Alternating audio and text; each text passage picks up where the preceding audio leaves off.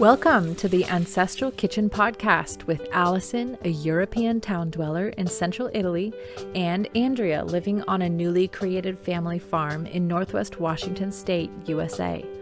Pull up a chair at the table and join us as we talk about eating, cooking, and living with ancient ancestral food wisdom in a modern world kitchen.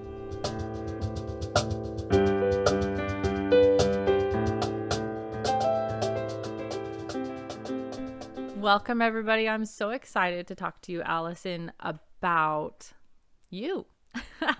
This is the Meet Alison episode, and I have so many questions and so much I want to learn, so I hope you're ready to dish it all up, no pun intended. As ready as I'll ever be, Andrea. Well, then let's go. So we mentioned it in the intro, but let's talk about this a little bit. Tell me where you live. I live in a town that is just outside of Florence in Italy. The town's called Ponte, and it's about 20 minutes on the train from Florence. It's a medium-sized town, and I can see the Florentine hills from my kitchen window. We've been here in this house for about 9 months. Been in Italy for about a year and a half. Both me and my partner are English, but we've transferred our life over to Italy. The pictures you post online are ridiculous. It's a beautiful part of the world. Yes, you can rub it in all you want. It's beautiful. I look forward to coming out and seeing you sometime. So Hey. you mentioned your family just a little bit. So tell me just a little bit about your family. So my husband's name is Rob, and we've been together about 10 years. He's just as much on the kind of health food journey that I'm on. And we have a son called Gabriel, who's 6 years old, who's just, he's half homeschooled and goes to a school here 2 days a week. And they're my two kind of recipe testers, sous chefs, and general eaters of everything that I create here. Oh, hard job. Well, they're taking one for the team, huh? Yeah. Well, that's a good job to have. It's also a good thing to have a family that supports what you're doing and doesn't just say you and where's It's absolutely a game changer. I've spoken to lots of people who don't have that, who actually have to kind of fight or get ridiculed or criticised for the way that they want to eat. And to have something that's completely the other end of the scale, where as I'm being encouraged and there's so much enthusiasm and I'm being supported and helped every step of the way, it absolutely transforms the way that my life is, my health is, the whole family is, the way that we live. It's a wonder, an absolute wonder to have that support, and I'm grateful for it every day. Now, I'm guessing we'll talk more about how long you've been eating this way, but if you started your little guy off eating this way, he doesn't know any different. But how about your husband? Did you have to ease him into it, or was he as gung-ho as you? No. Before I met him, he was experimenting more than me around food, really. He'd, for health reasons, he'd done water fasting and he was experimenting with different ways of eating. And so when we came together, it was really a case of my creativity and my enthusiasm in the kitchen just bringing to life what he was eating, because he'd eat very, very simply because he doesn't have a kind of a penchant for being in the kitchen. Right. But he was literally just as enthusiastic, if not more, than me before we met. So there was no need for me to have to convert him or persuade him. It was more a case of me creating stuff, and his food life turned from black and white to colour, really, I think. Oh, I love that. I'll be looking for his book coming soon. All right, from black and white to color, my life with the queen of the Ancestral Kitchen. I apologize if you can hear my dogs in the background barking outside. All right, so you said you and Rob are English, living in Italy. So I'm guessing you lived in England before. And why did you move? What brought you to Italy? Yeah, good question. Really, passion, my desire, my inability to feel comfortable living in England. Really? We originally moved here in 2009. I'd been through a very bad time health-wise, and in the depths of that, I just said to myself, I know what I need to do is move to Italy. That's what I want. Why am I not doing it? Wow. It's because I was terrified.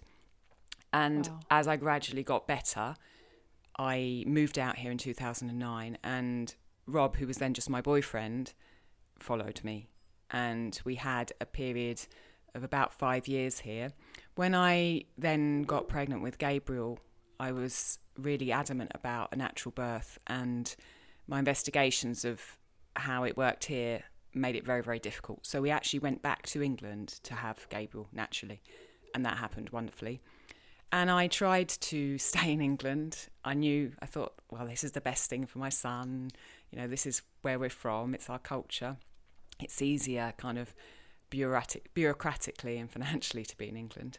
But I was wilting like a flower, and I tried so hard, and I just got ill. And, you know, our bodies know more than our minds do. And my body was saying to me, you need to go back there. And so with Brexit kind of on the horizon at that point, we knew we had to be quite quick.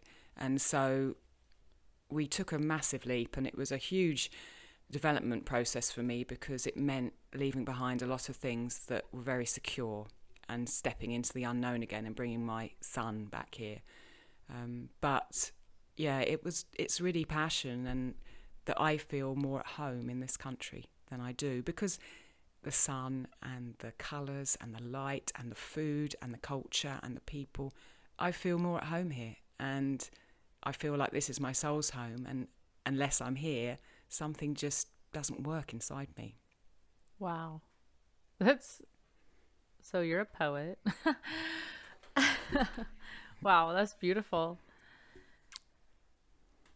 That Thank you. actually, I have another question for you, and you kind of alluded to it. So I want to jump ahead to this question a little bit and ask you, do you feel, it sounds like you do, but do you feel as though where you're living do you feel like just your geographic location is affecting how you're eating?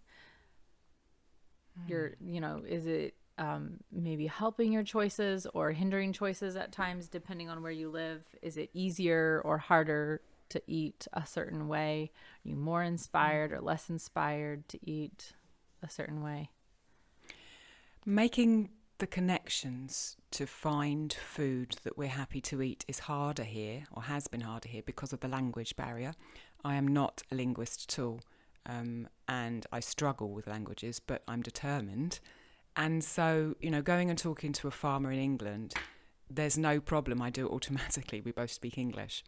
But Right. Speaking to a farmer here is more difficult. In addition, there's not the internet network here as strongly as there is in England, so you can't necessarily search for things online and find them. It's all a matter of who you know. So actually finding food has been a little bit harder. But the type of food available is more conducive for eating the way that I want to. We've been able to find more producers here who are enthusiastic and passionate about what they do. There's a stronger artisanal culture of, for example, smoking and curing, creating foods using hands in a slow way. That's kind of been lost more in England. It is there, and there's a revival of it, but it's more still in the fabric of society here. And the sun here means that there's more produce, that's, you know, more variety of produce, whereas in England the produce doesn't taste the same. You know, the peppers don't taste the same, the greens don't taste the same. It's one of the things that surprised me about living here to start with was that there's an incredible home garden culture. So everyone has their own garden, like an allotment out the back of their house where they grow all sorts of vegetables all year round. And there's almost, whenever there's a spare piece of land going, you'll find that someone's growing kale on it, or Brussels sprouts, or cabbages, underneath kind of bridges or by rivers. Every piece of land is taken over and people grow stuff on it. And there is that culture in England, but it doesn't seem as central to people. It doesn't seem as much in their bones as it is here. And that enthuses me to carry on my journey, but also gives me more choice of what's available. So, yeah, that's kind of a long answer, but it has affected how we eat. And I prefer being here because I'm more enthused and more passionate about what's around me. That's amazing. I didn't realize the extent to which everybody out there was growing the little gardens. And that would be just an interesting culture to just dive into and understand why that is and why it's different. I mean, there's areas around the United States where you'll find that, but it's not necessarily everywhere. So that's really interesting. My concern, or my wonderment, is whether that culture will die when this generation of nonnas and nonnos die, because it's generally the grandparents who look after that piece of land. And there are supermarkets here, there are people who are working, both partners, who go and shop at the supermarket. And so I wonder, as time goes on and that generation passes, whether this new generation, when they become grandparents, will continue that tradition, or whether it will start to fade. And obviously I don't know the answer to that. That will be interesting to see. You're connecting to all the other questions that I have, and I'm just staring at my list. I don't even know where to go next, but I'll just go down the list then, because I have so many things to ask you. So let's jump back in time a minute. I want to ask if you grew up eating this way, if this is fairly normal for you, and if not, what was provoking your change? What influenced your thought process and brought you to this point? Okay. So there's a simple answer to the first part of the question, which is no, I didn't grow up eating like this. I grew up in kind of what you would call a standard American diet, the kind of term SAD diet, household.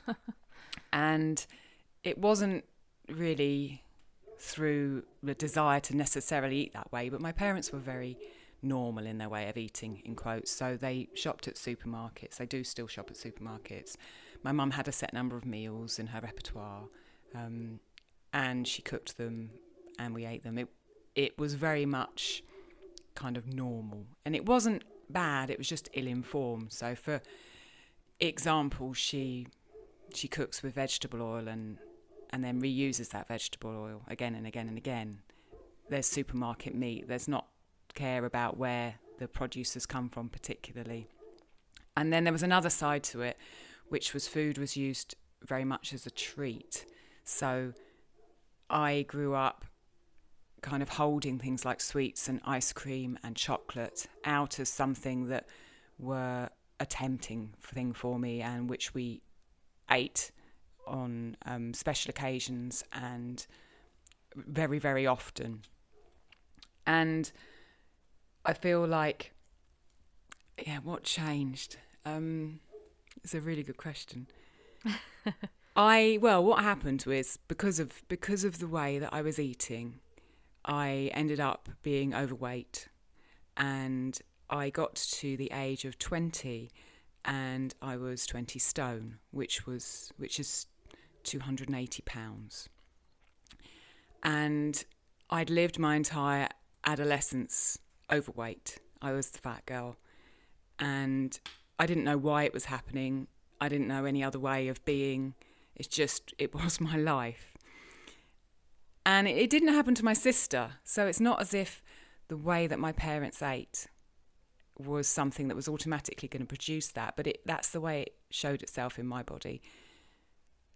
And at 20, I kind of looked ahead to my life, and I wanted to have fun. I wanted to enjoy my 20s. I remember being sad that my friends were enjoying themselves, and I had this inability to dress nicely, inability to kind of move myself, inability to be attractive to men, and inability to feel like I was who I was inside when I looked in the mirror. Wow. And so I decided that something had to change.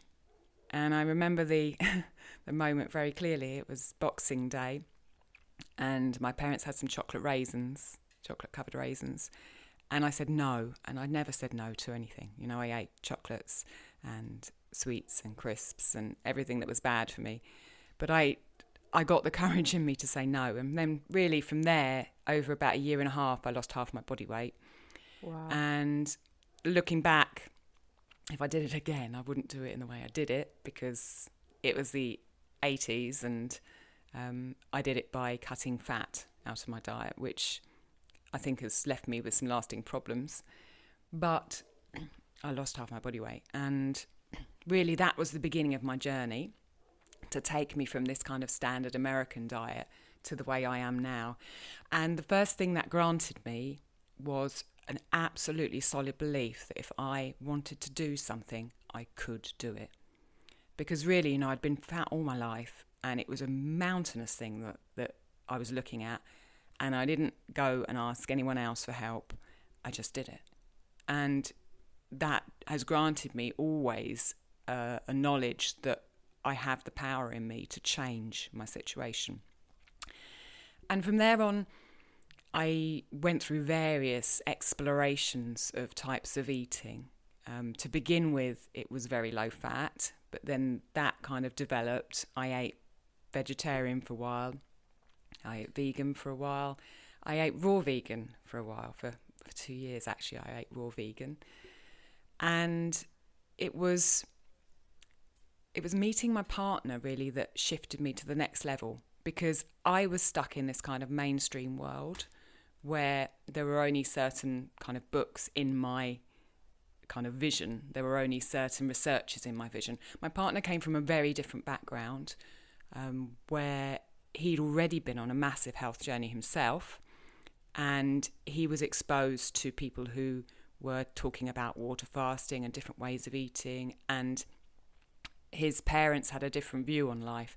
And so when I met him, it was like there was this door in front of me that I'd had closed, and I'd only been looking in this room, and opening that door, meeting him was opening that door, and suddenly there was all this information and knowledge available to me, and I was so ready to take the next steps to kind of learn more and to develop. And so really then together we journeyed to bring us to where we are now. He is, one of his strongest values is integrity and authenticity. And that was something that my life had been lacking as a child.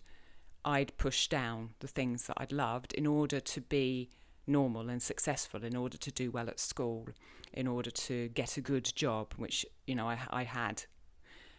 But I'd pushed down all the things that I loved and I was passionate about, thinking that they were frivolous. And he started to allow me to let go of that and allow those things to come back into my life. And that included this kind of curiosity and love of baking and cooking and making recipes up. And from that, we both researched together, and I would make things in the kitchen, and we'd learn something else, and we'd try something else out with our health. We water fasted together. As I said, we ate raw vegan.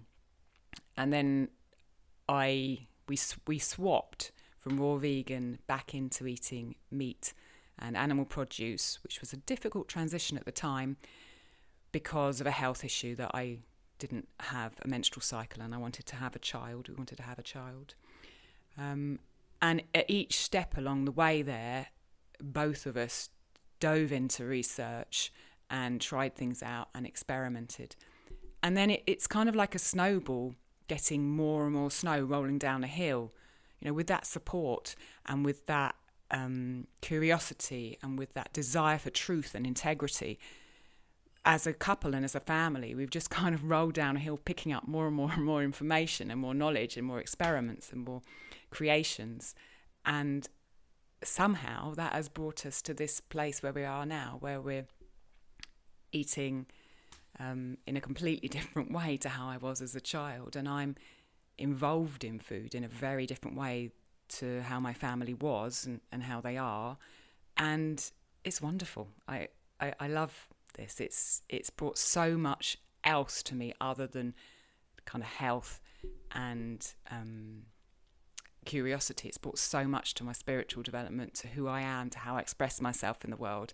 It's brought me so much joy, and that's a wonderful thing. I love it. That's absolutely an incredible story. And I felt like you refer to it as a journey, and it really felt like that.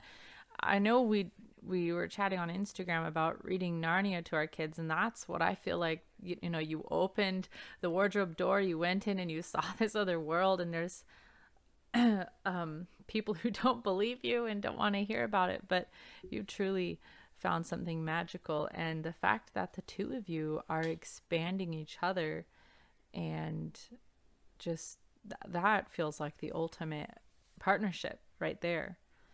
Yeah, it's a joy to have a partnership like this, but also I always have to remember that I chose this partnership, and at the beginning we had a lot of arguments, and we had a lot of friction, and we had a lot of things to work through.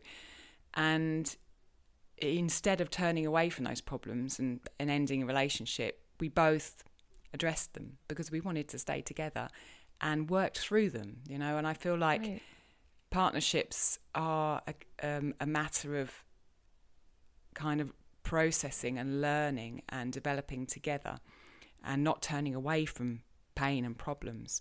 And so I have this relationship which I'm so grateful for, but it's something that really both of us have worked on and still have to work on all the time. And through working on it, it becomes the support that it is for me and him. Well, absolutely. And just as we were chatting about a couple minutes ago before we hit record, people sometimes look at you and say, "Oh, you're so lucky that your body is, healthy like that," or whatever. But what you just said about your relationship with your partner would apply to the story you just told me about your relationship with your body, that you were fighting with your body. And there's one way to detach from your body. You didn't do that, and you decided to work it out. And I think that's just amazing and wonderful. Yeah, thank you. It's my path, and I feel like it's brought me so much, and it's also shown me the hardest things that I've had to do in my life as well. Those two things come together. I don't think you have a deep relationship and integrity with yourself unless you face hard things, and the hard things are what make us. And I agree with what you said. Is often, people, you can look at someone and think, oh, well, they're thin and beautiful and they've always been like that, or they've got good skin. And I had terrible skin, and I spent my entire adolescence overweight and being bullied because I was overweight. Right. And it's through going into that and addressing the problems that I had and facing them that I've managed to move to where I am. And there's still much more work to do. But that's something that I know I can do, and I know that I'll learn much as I carry on with my journey. I love it. That's absolutely just couldn't have asked for more from that question. Thank you. So you answered the question that I was going to ask, which was, why do you eat in this way? But I actually want to dive into this question a little bit more. The name of your Instagram is Ancestral Kitchen. You mentioned that you've tried everything from water to raw vegan to vegetarian to low fat, no fat, to what are you doing now? And what landed you here? Okay, so Good luck with that. yeah, I have to remember what's kind of normal in quotes so I can describe the way we eat. So what are we eating now? So we eat, we're omnivores, so we eat meat and fish and eggs, and we try as much as possible to source those from someone we know. So we know the animals have been raised in as humane way as possible, with respect for them, the environment and everything around them, and that those animals have been fed in a way that is a diet that is traditional and natural for them, not been fed, for example, with soy or corn or grains, really. So we look for pastured meat as much as possible. We eat grains, but we process those. And by processing, I mean we soak them, and generally we ferment them as well. So we eat grains in bread, in porridges, and those are all processed. We eat some beans, which are processed, but not so many. And then we eat vegetables, which we are trying to source locally. And we, along with those staples, we eat a lot of fat. And that fat is usually olive oil from here, or lard and tallow, which we render ourselves from the fat that we get from our local farmer.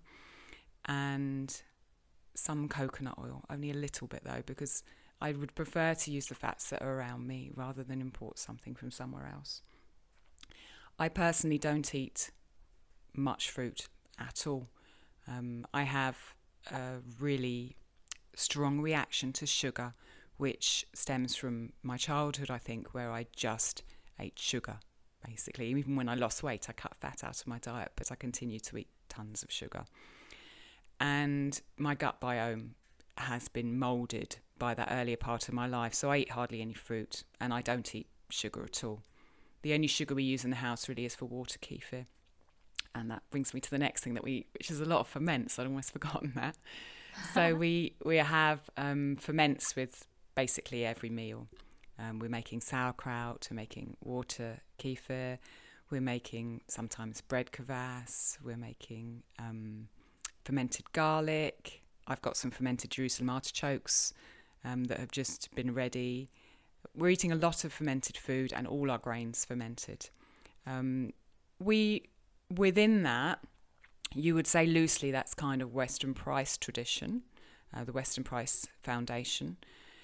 But we've kind of taken it a bit further in that we're fermenting a lot more of the grains, I think, and making ancestral dishes from other parts of the world. Like, for instance, I make a fermented millet drink called boza, which is originally from Turkey. But also we've brought more wisdom into that recently in that, for example, we're experimenting with eating lectin light or lectin free and seeing how that affects our particular health makeup. I can't remember if there was another part of your question. I think I've answered the first part. I think you did. And I actually want to just jump on right here and say you're eating lectin free in Italy. Tell us about that. Yeah, so we haven't had a summer yet where we're eating lectin free, but so a lot of the famous Italian vegetables like aubergines and tomatoes and peppers are full of lectins, and we've literally cut those out since we've been experimenting with lectin free. But I don't think it's necessarily something that we have to do all the time going forward. For example, with tomatoes, most of the lectins are found in the seeds and the skin. And if you look at the way that traditional passata, tomato sauce, is made in Italy, it's made by skinning or putting the tomatoes through a machine that manually takes out the skin, and the seeds are removed before they're cooked. So to have a traditional Italian passata, tomato sauce, you wouldn't have the seeds and you wouldn't have the skin in it anyway. And that's where 90% of the lectins are, I believe, in tomatoes. So it's really interesting for me to just be playing with this on top of, what we're doing as our kind of base recently, and to understand that these kind of ancestral traditions that I've been learning about separately actually have scientific links to new research that's being done now. And I think that really there are ways in the kitchen that you can process things to enable you to eat in a way that is as toxin light as possible, that the mainstream and the food that's on the shelves in the mainstream doesn't take, it doesn't have in its knowledge. There's ways that I can process bread, for example, to lighten the lectin load. There's ways that I can process those tomatoes. And as everything, it's a working process for us, and we experiment and try, and we'll see what works for us as we move forward. That's just amazing. I think you had posted on your Instagram one time that I'm trying to remember what it was a picture of, and you said this is processed food. And you said processed in terms of, and then you kind of broke down what you had done to prepare it. So yeah, and I think we've got the wrong meaning for the word processed. I mean, we think of processed food as things in tins, but actually, in less than 100 or so years ago, processes were done with hands in the kitchen, from the garden to the kitchen, and processing was a way of making food more acceptable for the body to get the most out of it as possible. And so I say yay to processed food, because we should all be processing our food in a way that makes it more acceptable and helps our bodies thrive. But instead we have industrial processing of food, and I'd like to kind of turn that word upside down and bring the processing back into the home and back into the kitchen. Right. There is a farmer that I learned just so much from, and he used to say, how come we have to label our vegetables organic and the manufacturers that are growing with pesticides and herbicides can call their food conventional? He said, our food is conventional. Yeah. This is the way food has been grown for thousands of years. Your food is classified as chemical produce. And so I've used that distinction ever since. If it's grown without the aid of synthetics, then I call it conventional. And if it's grown with synthetics, then I call it chemical produce. And when you call it for what it is, it's kind of ghastly. Yeah, I mean, if that was on the packets of things that people bought, it's like, the rules that changed around smoking to have more warnings on packets. Yes. Then the industrial processing conglomerates have used whatever language they can in their marketing to make things sound natural. But if we actually knew what was involved in the stuff that we buy, then we'd have to confront it. We'd have to see it. We'd have to kind of take a breath and realise what we're doing to ourselves. Right. It's so much easier to ignore it when there's a cute picture of a farm on the front. Yeah, and sorry, can I? You've got me excited. And it's not just, we're not just destroying our own health, we're destroying the health of the world as well, and the environment at the same time. So I agree. It's tragic. I just keep glancing at our time, and I think, boy, I have got a lot of questions I want to ask her. Okay. But everything you're saying is so good and so solid gold. So you're telling us about the way you eat. I know that Rob runs up the hill for milk and comes down with butter. Yeah. So knowing this, you've done the work. You're talking about having to find farms only by word of mouth, but a word that you don't understand. And you've surmounted these challenges. You're finding this food. Tell me about your kitchen setup. What does it look like when you walk in there to make some food? Is something happening in your kitchen at all times? What's going on? How big is it? I need to know. Okay, it's tiny, absolutely tiny. Yes, I love that. Both Rob and I are, passionate about what we want to bring into the world, and we prioritise our creative expression over bringing money in, or we have done.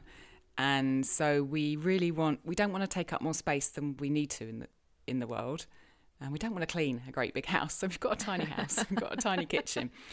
The first thing you'd probably notice when you walk in is the table, which is a beautiful chestnut wood table, which we bought from an old lady who lived close by when we moved. And the table is the centre of the house, which is my intention, and it's beautiful. We really don't have much space. We have a single sink, we have our cooker, and we have a little bit of workspace.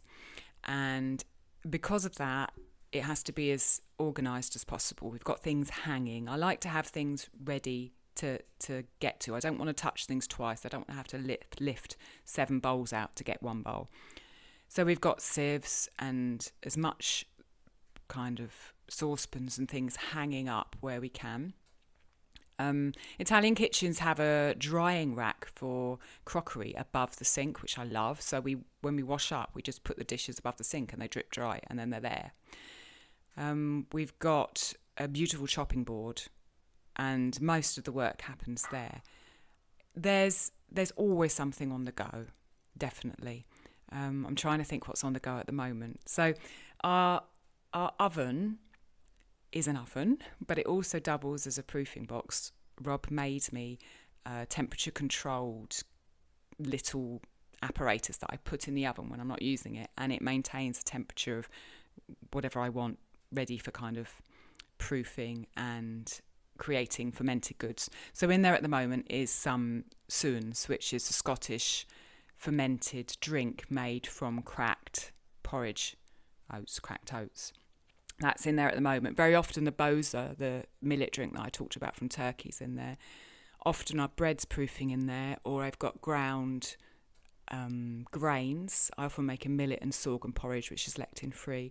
I put a bit of starter in it, and that's often in there fermenting. That's where I keep kind of grain products. And obviously I have to take everything out to do the cooking and then put it all back in afterwards. We've usually got... we've got another shelf on the other side of the space, because it's a kitchen, but it's also a living space. We have 1 room upstairs, 1 room downstairs. So the other side of the living space is a shelf where we've got sauerkraut and garlic fermenting and Jerusalem artichokes at the moment. And then we keep our kefir over there. I always have 2 jars of kefir on the go at any one time. So that's always over there. You'll often find me in the morning or in the evening redoing the kefir, moving it to a second ferment, or checking my sauerkraut, or checking the boza or the Suans, getting bread ready. So there's always a kind of a flow, but it's of little things, you know. It took me maybe, I don't know, 10 minutes this morning to get the Suans out of the proofing box, stir it around, put it back in, get the kefir off the shelf, the water kefir, put it through a sieve into a second ferment, chop up some apple and garlic and put it in. And then that's all back on the shelf, everything's away, and I'll look at something else later on. So it's a flow, and I manage it because Rob helps, and because Gabriel helps a little bit as well now, which is lovely. But it's always around me, and it's very organised, and there's always something bubbling, and it's something that I just give attention and care to for small amounts of time during the day to maintain that kind of level of everything that's happening in there. Does that make sense? It makes so much sense. It's ridiculous. It's such a peaceful, blissful, actually, description of the incredible value that can come out of these little processes that I feel are just stolen from us in so many ways when we're not granted that gift of seeing our elders doing these steps. It's foreign to us. We have to read about it in books and online and recreate old ways for ourselves based on, you know, the notes that people have left behind for us, because we haven't seen it done. But so empowering, you know, to flip a jar over or to stir or to strain some grains out or something like that, and just feel that magical processing that you're doing in your own kitchen, and turning the simplest of foods into such high value foods. Yeah. It's just a little bit of attention. Then somehow, through all of these things, we get food 3 meals a day that has been processed in a way that makes it better for us and is respecting everything around us and gives us beautiful, tasty food too. You know, it's a joyous thing. What is driving you to share this with everybody online and on a podcast and on your blog? Yeah, that I had to get clear on that because I only started sharing it earlier this year, and I'd had almost a 3-year break from social media completely. And I was very, not cautious, but I wanted to be very conscious about going back online. And it's very clear to me that the reason that I want to share what I do is the joy that it gives me. I love what I do. I love the way it makes me feel, the way that the choices that I make when I buy the food, the things that I do in the kitchen, the way I share it with my family, the way my son's involved, the way I'm researching, my curiosity. I absolutely love it. And I feel such joy around it. And joy is contagious, you know, and joy is a wonderful emotion. And I wish everyone feel the joy that I feel around it. And so it's literally that joy that pushed me. I remember Rob saying to me a couple of years ago when we were still in England, we lived in Cornwall in Penzance. You know, what you do here is in the kitchen is amazing, Alison. You know, you've got to share it in some way. And I, for ages, I thought that kind of cooking wasn't creativity, that creativity was art or creativity was music, that kind of thing. And it took much kind of gentle, soft words from him and experimenting and changing for me to realise that what I was doing in the kitchen was just as creative as writing music, and that it wasn't normal, that other people didn't eat like this, that it was something amazing that needed to be beyond the 4 walls we lived in. And so Rob kind of nudged me, and then once we got the move done, once we got the moving countries over and done with, just the joy of doing what I'm doing on a daily basis and the desire to communicate with people about it. You know, the fact that I've met you during this process and I can talk to you and share this wonderful thing and we can learn from each other and share with each other, that brings me a lot of joy. And so the ability to communicate with other people and see what they're up to and learn from them and share what I'm doing. Beauty is a massive motivator for me. And so, you know, when I take pictures and share them on Instagram, I'm doing it because I think it's beautiful. And I'll try to capture the light if it's there, and I'll try to capture the colour as well. And so sharing that beauty, communicating that beauty and talking to other people and seeing what beauty and what joy they're creating in their kitchen. And then maybe, hopefully, transmitting a tiny bit of my joy and letting that infect someone else. That's why I do it, because it's just wonderful. Your Instagram is so beautiful and just so real. This is what's happening right now. This is the food that's happening. When I read your Instagram, I'm just stunned at the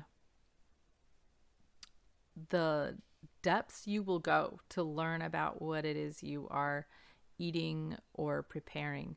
What is pushing that? This is above and beyond where the average cook, even the Weston A. Price cook, who is, different than, the way most of us grew up. What is driving you to just dig so deeply into every aspect, from the culture, history, the biology of what you're eating? What's pushing that? What's driving that? That's an interesting question, and perhaps something I don't 100% understand in myself. But I think I want to be as authentic as possible. And through choosing to be authentic, I want to understand what wisdom is, what truth is, where there's truth. And I believe that collectively, as a community and ancestrally, we have an awful lot of truth and an awful lot of wisdom to impart. And I am by nature extremely curious. I'm ridiculously curious. And so if there's a truth out there, if there's knowledge out there that I can bring to life, kind of read, take into my body, learn, process, create and share, then I want to know about it. Because I believe that as a species, as a community, we have the ability to thrive and heal and create a world where people aren't being damaged, the planet isn't being damaged, the environment isn't being damaged, and we've lost that connection, that truth. And so by researching at the level I am, I'm desirous to kind of pick out, to find the wisdom, to find the tradition, to find the truth in things and bring it to life. Because to lose something like that is a tragedy, you know, to lose the knowledge that, for example, in the book that in Italian that I'm trying to read at the moment, it's knowledge that potentially could be lost forever. And that is a great loss to humanity.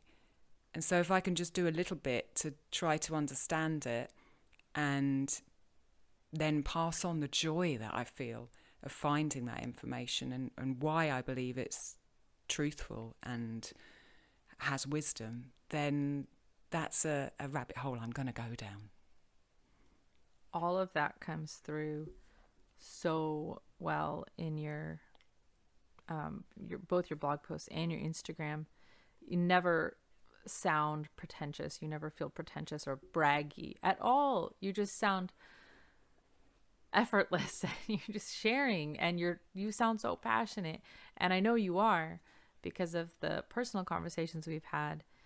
You just you truly love what you're learning, and I'm so grateful that you're sharing it, because that's how I found you, was your Instagram. I think right about when you kind of opened it back up in 2020, and I came across it and just was smitten.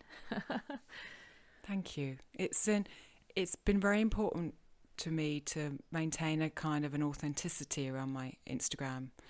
So, for example, for technological reasons, but also because of that authenticity, I decided that I wasn't going to use any filters on my pictures, because I don't want to spend more time on a computer than necessary, really, because I don't think it's a good thing in our lives. But also I want just to show my kitchen. And so if I can move a plate into the sun or out of the sun or on top of a piece of wood and it looks gorgeous, then I'll take a picture there. But I don't want to create a situation where I'm changing what I'm doing and displaying that.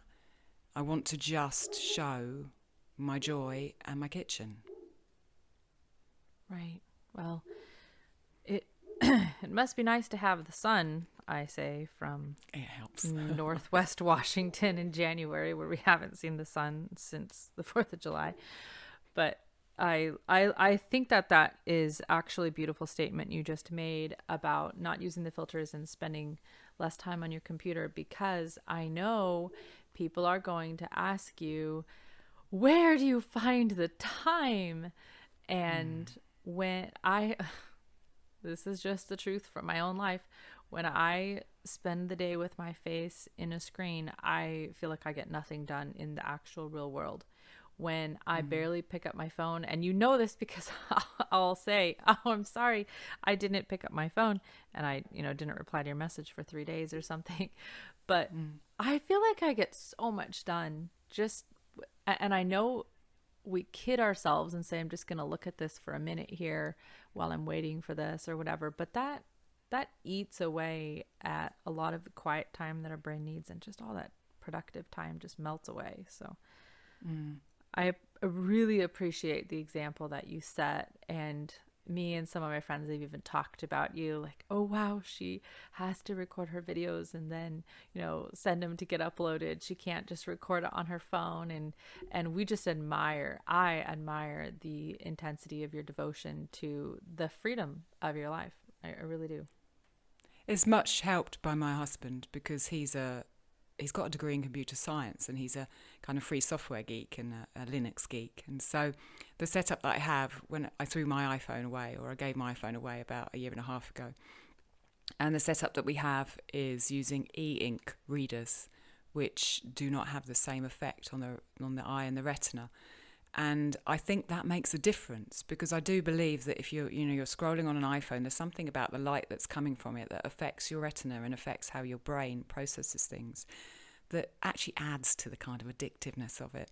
And so using my Canon camera and then moving everything onto an e-ink device means that I'm not being affected in that way. And then having really strong boundaries is important to me. I used to be like that. I used to have an iPhone and I used to scroll, and I used to be scrolling when dinner was cooking, and I know I've become aware of what it does over the last however many years to my body.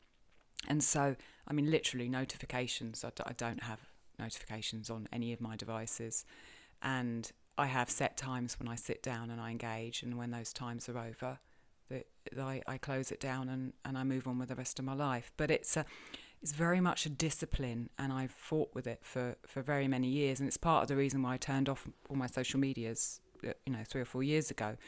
They are incredibly addictive, and it's been a huge journey and has required a lot of consciousness on my part to try to work like this, and the help of my husband to set me up in a way that makes it possible. I'm just telling you right now that we're going to have an episode called I Gave My iPhone Away because that is going to play into the kitchen, because you are going to be told, I don't have time to soak beans before I cook them. And you just revealed so much. I mean, there's a lot in what you just said. So I'm looking forward to that episode. So I know we're pressing our time here, but you just have so much to share. I've got one last question. I'll kind of ball two things into one. Okay. One is, what do you hope to see? You've alluded to this a little bit, so maybe just expand on it. What do you hope to see in the future of food production? And what excites you the most about what you're doing and what's happening right now? So the future, and then what's exciting about now? Okay. My hope for the future of food production really is that we connect, because the way that we're living at the moment just is not sustainable. The way that we produce food at the moment is not sustainable. And I totally believe that we can change the world by changing our food. If we change what's on our plates, it comes right down to, the bites in our mouth, on the food on our plate, what we bring into our house, where that comes from. It ripples out. And if we change what's on our plates, we will change the entire world completely. And that is done through connection. And so I'd say connection is probably my hope for future food connection, that we connect with our bodies and slow down and listen to what they're telling us, listen to our symptoms, listen to what our tummy likes and what it doesn't. Connect with our plates, what's on them. Connect with the meat, the animals, the farmers. Connect with our creativity, because that is what's taken me on this path. It's creativity that pushed me to start with. Connect with each other. Connect with our community. Connect with the history that we've got. And the caveat I would put with that is that it's hard to connect. Like when I had relationship problems at the beginning, to connect with that, you have to face the things that are wrong. You have to face the things that are painful. And so connecting with our food and seeing that the carrots that we've bought have been sprayed with this, that and the other, we have to face, oh gosh, I might have to pay more for these carrots and I'm worried about money. Or these carrots are actually, that pesticide is killing the bees. And so it's, connection is a wonderful word, but it has a shadow side, and it requires us to be able to accept and confront pain. But if we can do that, we can change, and we can connect. We can connect with our bodies, with the meat, with our farmers, with each other. And when we do that, we'll absolutely change the world, because, you know, my world has changed completely. The way I look, the way I am, the way I think, the way I live, my family's life has changed. The producers that I spend our funds on to buy food, their lives are being changed. The grass is being changed. If everyone could do that, then literally we would change the world.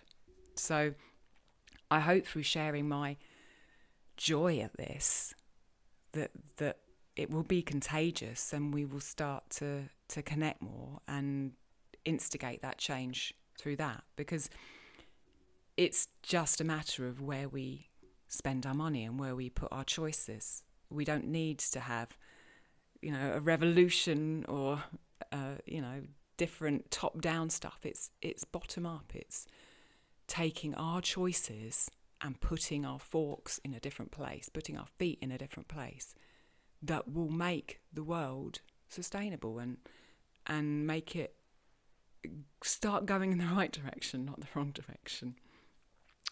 So I think that's my hope for future food production. And the other part of the question is what excites me the most. I think process-wise, it's that ancestral wisdom. It's that our ancestors, before industrial processing came along, they knew through hard work what was good for them and what was good for their environment. They had to do the things that were good for their environment. Otherwise, they wouldn't have food the next year. They wouldn't have strong animals. So that ancestral wisdom has so much to teach us.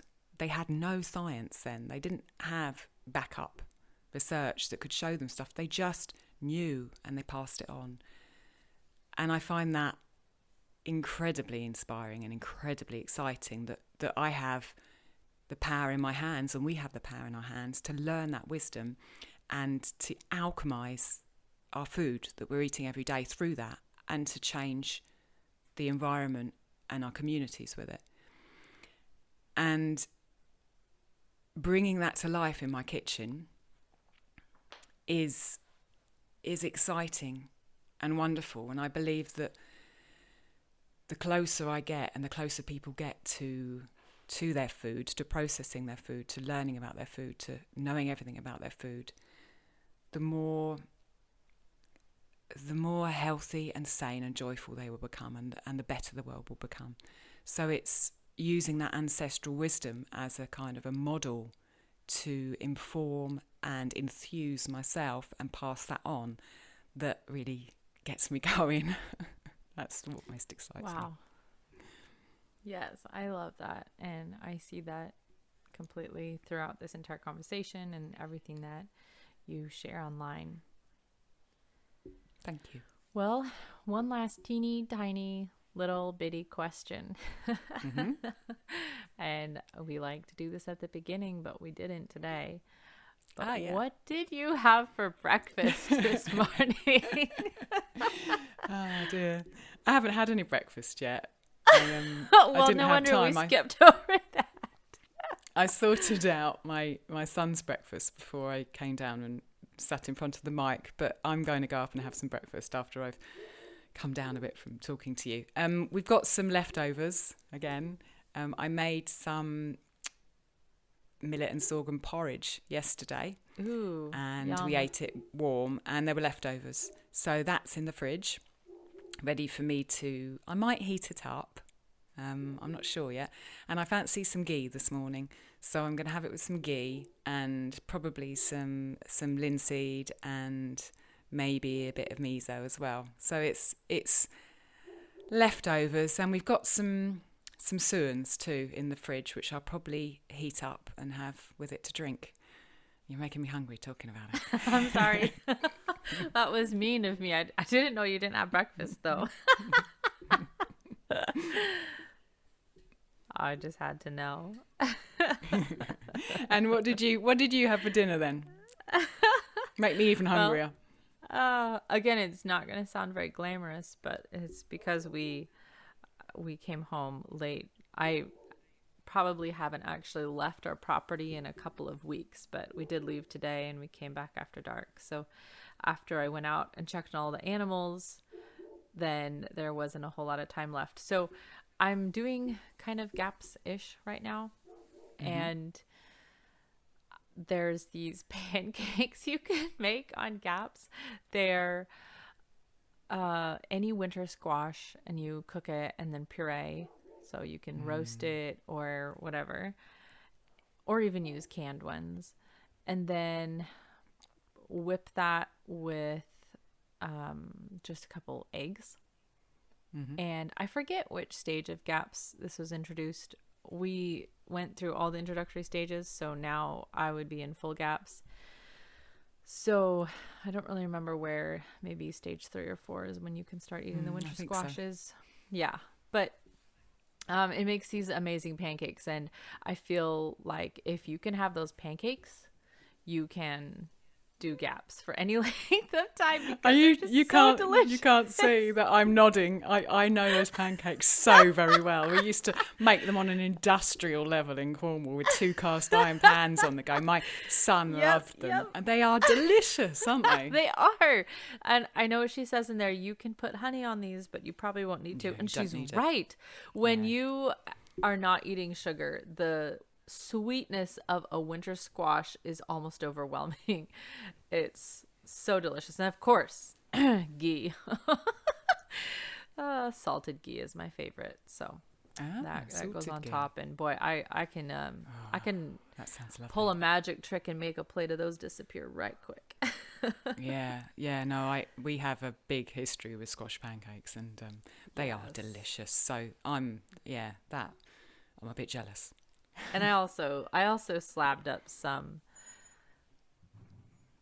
of our home cured bacon and fried up a couple big thick pieces. I mean, when you see at the store they say thick sliced bacon, forget about it.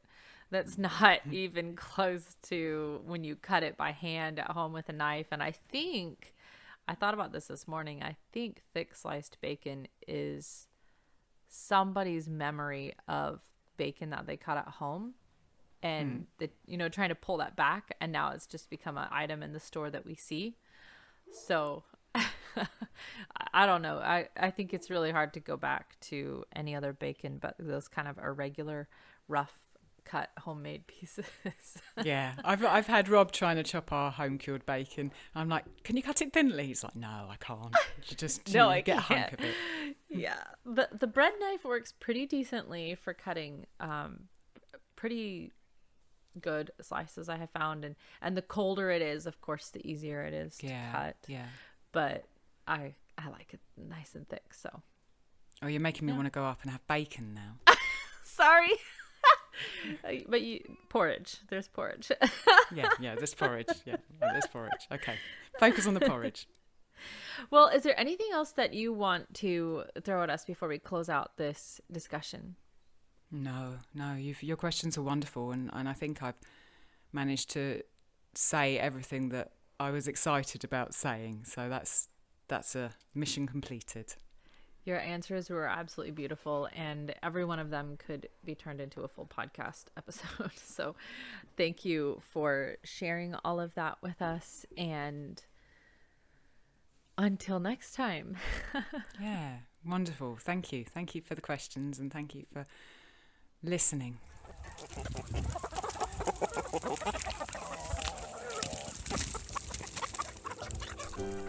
Thank you so much for listening. We'd love to continue the conversation. Come find us on Instagram. Andrea's at Farm and Hearth and Alison's at Ancestral_Kitchen. Until next time, we both wish you much fun, exploration, and satisfaction in and out of the kitchen.